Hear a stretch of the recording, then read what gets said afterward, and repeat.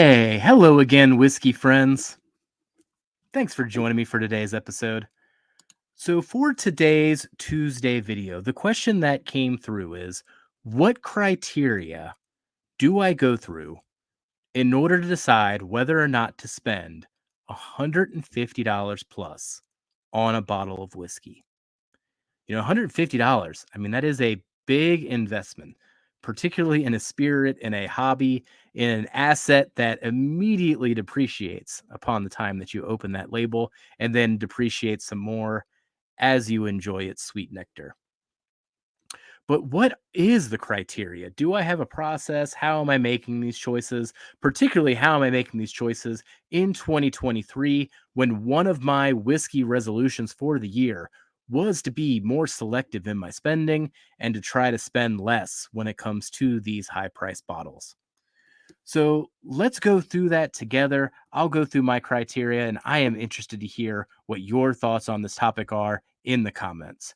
So thank you for joining me today, whiskey friends. Let's kick off the show.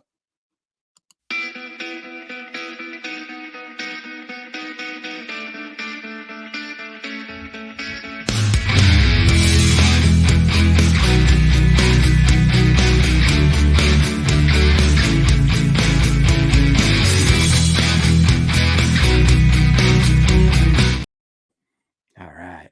For today, I'm going to be pouring this drink right here. We have the Bardstown Discovery series. This one is number 8. And the reason that I'm going to be sipping on this one is I do think it matches some of the criteria I am going to go through when I am talking about spending this much money on a single bottle of whiskey.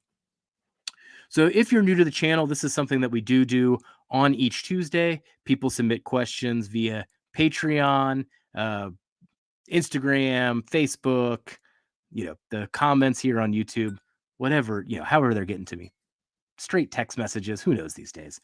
This one came from patron OH. Cheers, OH. And he wanted to know, based on the fact that it was a resolution this year to be a bit more judicious about spending. Yeah, that's going real well. But that was a criteria this year. Then when it does come to buying a $150 plus bottle of whiskey, is there a thought process behind it? How do I evaluate it? When do I know to pull the trigger? What do I want to see in order to pull said trigger? So, one of the things I do highlight when it comes to the Bardstown Discovery series is the fact of the transparency here. I want to know where it's sourced from. I want to know the ages of it.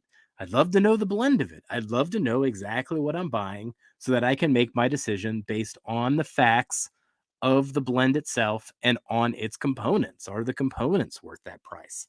Yes or no? I'd love to know based on samples or reviews or anything else if some of these are worth buying before I lay the money down on it. But the fact of the matter is, on some of these bottles, if you don't pull the trigger immediately when it comes out, if it is really, really good, then that was your one and only opportunity. If it continues to sit there, then it probably justifies your point to pass it. I think, I highlight Bardstown. I love Bardstown. Bardstown Discovery 3 is one of my favorite pours of all time. The original Chateau de la Bade is one of my favorite pours of all time. I mean, we are talking top 10 pours for me of all time when it comes to those brands. But at the same time, I've spent 150, 160, 170 on some of their more recent releases and just not hit at that same level. And I was spending, $120, $130 on a lot of the bottles I talked about with Discovery Series. The prices are going up and the experiences aren't always living up to those higher prices. So at a time, I was pulling the trigger on every Bardstown release pretty indiscriminately. And now I find myself passing on it. I was waiting in particular for this Foursquare release. And when it dropped, I was like, you know what? I'm going to wait. I'm going to hear the first review from someone I trust. And if that review doesn't cut it, then I'm just not going to buy it. And lo and behold, there was some disappointing reviews, and it was sitting there at my local store for 172.99. And I didn't pick it up, and it's still sitting there weeks, 2 weeks later, 3 weeks later. It's still there. So other people feel the same way. They're scared off by the price, just like me. So once you establish that trust, yeah, I'll pull the trigger a few times, but then once you start disappointing me, then I am back to being skeptical, and I would rather wait for the reviews than be disappointed yet again with a bottle that doesn't live up to its price. So that's something that these brands do have to be careful of. I mean, you have to earn my dollar every single release. And, if you take your foot off the gas, if you jack up prices, but you aren't bringing the quality, well, then I'm going to start doubting you. So then when it comes to other criteria, we talked about the known sources, we talked about the known ages, and Bardstown is really good at that. Now, they can't always give you the source. It might be an NDA. It always makes it hard when it says distilled in Kentucky, and that's all the information that you have, because that could be a whole myriad of things. And even if you try to narrow it down, you may not always be right. The other thing I like to see is higher proof. Something that's, gosh, at least 110 plus, if not completely barrel proof at that point. If I'm spending that much, don't water down my whiskey. The only examples I can think of that go against that particular rule would be something like this year's Michter's 10, where it does have the low entry proof. They are watering it down to some degree, and it's sitting there at like 98 proof in the end. Okay, that one's still really, really good despite its price, despite its proof. So there's always one that bucks the trend, but most of the time, if I'm spending that much, I do expect something to be barrel proof. So other factors just would be the uniqueness of it. Maybe it comes down to the high ages. If you got something that's 15, 16, 17 years old, say the Heaven Hill 17. Yeah, pull the trigger on that one. That's pretty special. It's pretty unique. It's not something that comes around too often. The finishes are another criteria that may make it worth it. Depending what the finishes are and who's blending them, you can do some pretty darn things and find some unique flavors with these finished whiskeys, such as the cigar blends behind me or some other bottles that I'm about to show in just a minute. The other thing that I hit on momentarily was reviews. I do pay attention to reviews. I don't get lucky finding every single bottle. I'm hoping other people to do. Other people are getting media samples sometimes. Hey, early word. Give me a little canary in the coal mine. Let me know what you're thinking. And then if I see it and it's something special, maybe I'll pull the trigger. Maybe that review will be the reason that I pull the trigger, or that review would be the reason that I pull back, such as that Bardstown Foursquare. Ultimately, there is a degree of FOMO to this whole thing. Sometimes the FOMO is just too strong and I pull the trigger anyway, despite whatever information I had. I just want to find out myself. And sometimes you get burned by FOMO. Sometimes you find something special, but a lot of times you get burned. So, when it comes to spending that much on whiskeys, I did walk around the basement here trying to figure out how many bottles I had purchased for $150 plus this year. I was able to highlight four of them, though one of them kind of has an asterisk on it because I really bought it last year and not this year.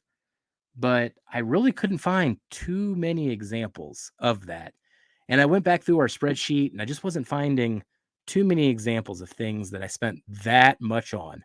Now, that might be a byproduct of simply what's come out so far this year and the fact that we are talking about the beginning of the year. And once we get to kind of September through November next year is silly season when all the special releases come out, and those are all inevitably more expensive. So this could just be a byproduct of where we are in the year. But the ones that I did pay up for would be examples like this. The Lucky 7 15 year.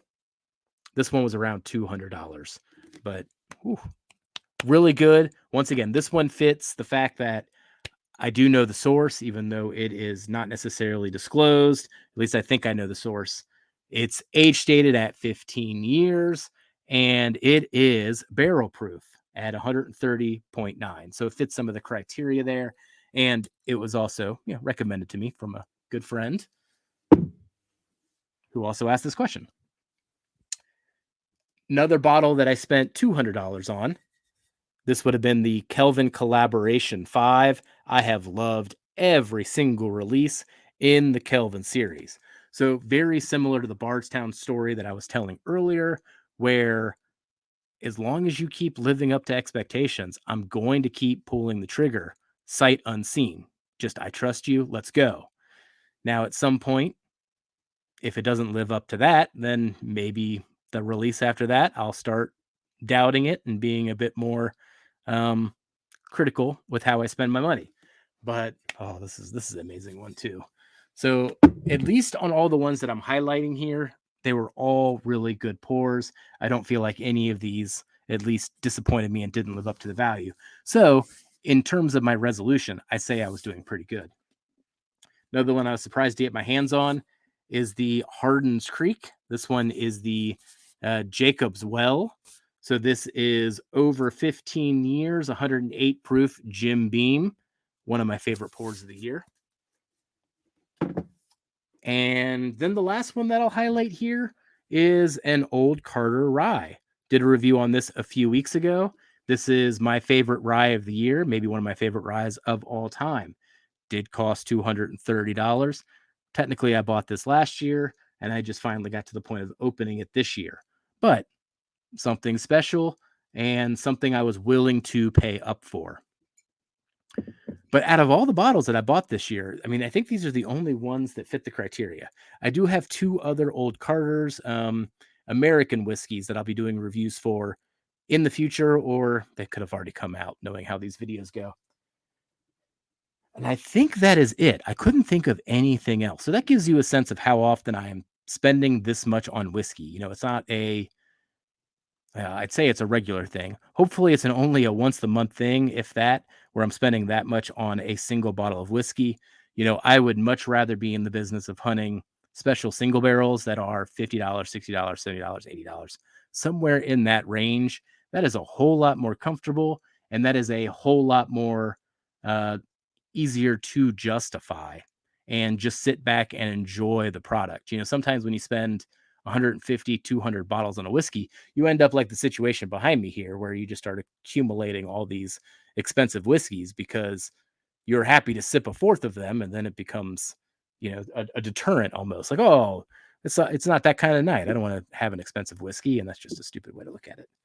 So that kind of walks through the question of my criteria when I am looking to spend that much money on whiskey. I want to know the source. I want to know the age. I want it to be higher proof. And if you break my trust, I'm going to wait for reviews to come out before I pull the trigger. Well, hopefully that answers the question. I'd be interested to hear what your criteria is on the comments when it comes to spending up on whiskeys. And if your price point isn't $150, what is that price point where you become more critical about if you're going to buy it and what your spending limit is? Well, thank you for joining me today, whiskey friends. I'll catch you on the next one. Goodbye, everybody. Jeff, just be friends with me. But you have these whiskey friends, and you say hello again. Oh, Jeffrey, you should just be friends with me.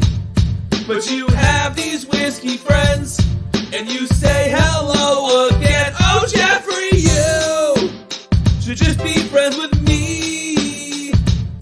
But you have these whiskey friends, and you